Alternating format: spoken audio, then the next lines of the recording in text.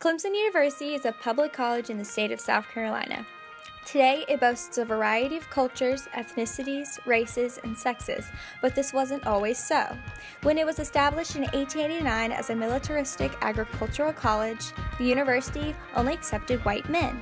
While most students attending know this, they're often in the dark about what role women played in the college's history.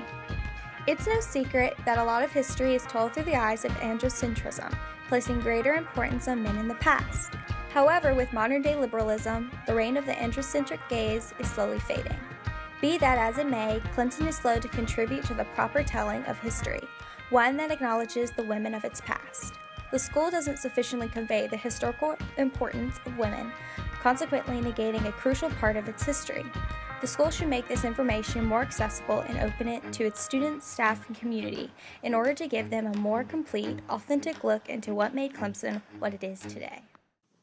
As we mentioned, students don't quite know about women in Clemson history. To help prove this, we conducted a survey with 100 randomly selected Clemson students asking historically relevant questions about Clemson's past involving women. As our results show, students don't really know the simple basics of women-specific aspects of Clemson history. That's an issue, considering the school wouldn't exist without a woman. Although Thomas Green Clemson typically gets all the credit for establishing the university, his wife, Anna Calhoun, was just as important. She willed her piece of Fort Hill to Clemson, but more importantly, she advocated Clemson's educational vision. Having attended an institute of higher education herself, Calhoun could appreciate Clemson's goal of advancing society through a scientific education.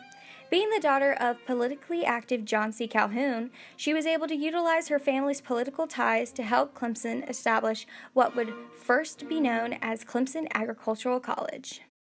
Despite this, there's a noticeable lack of recognition for the founding lady of the university. There's no statue of Calhoun next to the Clemson statue by Tillman Hall. Around campus, there's no real recognition of her impact. But then again, there's no real recognition of women, which is seen again in the lack of information presented about Clemson's transition to co-education, a drastic turning point for the university. Prior to Clemson's establishment in 1889, women were already being accepted into institutes of higher education.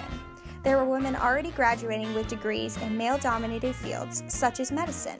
The fact that Clemson remained all-male during these times indicates a deliberate exclusion of the female population. Testimony to this exclusion can be seen nearly 40 years after Clemson's establishment. In 1927, the university opened newly built Riggs Hall, home then to the engineering and architecture students. In the written article for the building's commencement ceremony, it states that many engineering graduates, as well as engineers who were not Clemson men, were to attend the commencement ceremony. Although subtle, the article definitely suggests a deliberate exclusion of women. With this lingering sense of exclusivity among the Clemson community, the decision to open its doors to women was not a small nor enlightened one.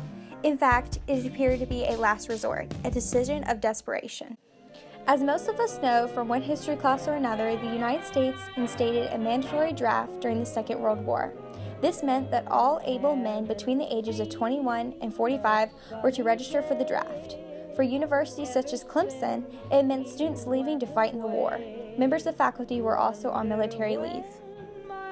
Although the war ended in 1945, the effects thereof lasted for years to come. Former students were hesitant to return to the militaristic Clemson University after partaking in such a gruesome war. As years passed, the university was facing a worrisome lack of students. As a result thereof, Clemson's president, Robert Poole, was left with little choice in 1955 but to end the required military training at Clemson and permit the college to become co-educational. The way Clemson recites its history largely negates the importance of this transition. Today, the university has a female student population of 49%. That's almost more women attending an originally all-male school than there are men, and that's no small detail. It's a detail that shows the growth of the university. It was the first stepping stone to the inclusive community that Clemson hosts today. It also emphasizes the role of women in higher education as a whole. Seeing as the total number of women with degrees surpasses men over a decade ago, according to an article by Quartz, universities like Clemson should work to acknowledge a history that honors the females of the past to respect the female scholars of today. As Clemson students, we admit that Clemson gives a bit of effort in representing its feminine history. The school installed a historical marker honoring the first female graduates of the university, and the school today strives toward a wholly inclusive environment. However, that's just not enough. A statue and aspirations of inclusivity today are not superior to the unabridged truth. An absence of female representation is an absence of acknowledgement toward what has made Clemson University what it is today. In a larger context, it's an absence of recognition toward all the women who've helped shape not just universities, but the nation. It's one that leads to the perpetuation of assumptions such as male superiority. Simply put, Clemson's lack of access to its whole history is helping to perpetuate the perceptions of female inferiority, and that's simply not okay. As the fourth wave of feminism ensues, now is the perfect time for Clemson to step forward and address the issues of its androcentric history telling. Whether it's through a mandatory topic in CU 1000, the addition of a Calhoun statue next to Clemson's, or a more noticeable historical marker for the first female graduates, the university has a myriad of options to publicize the role of women in its past. To wrap things up, Clemson would not be what it is today without women. It wouldn't even exist to begin with. Women have constantly and will constantly impact the university. They're just as crucial as men, especially in the context of history. Clemson's got a long way to go in telling a more accurate, thorough history, but it's effort worth putting in. It's effort that begins to alleviate misconceptions about gender superiority that are perpetuated by the androcentric gaze. Women, like men, are full of potential and just as worthy of acknowledgement. In the words of Dr. Carolyn Dupree, diversity makes for a rich tapestry. All threads of the tapestry are equal in importance no matter their texture. When institutes such as Clemson begin to address their history beyond the reaches of androcentrism, they begin to break free from the gender inequality, encouraging a domino effect for other institutes to follow. And when things like that happen, the world becomes a little bit fairer for everyone.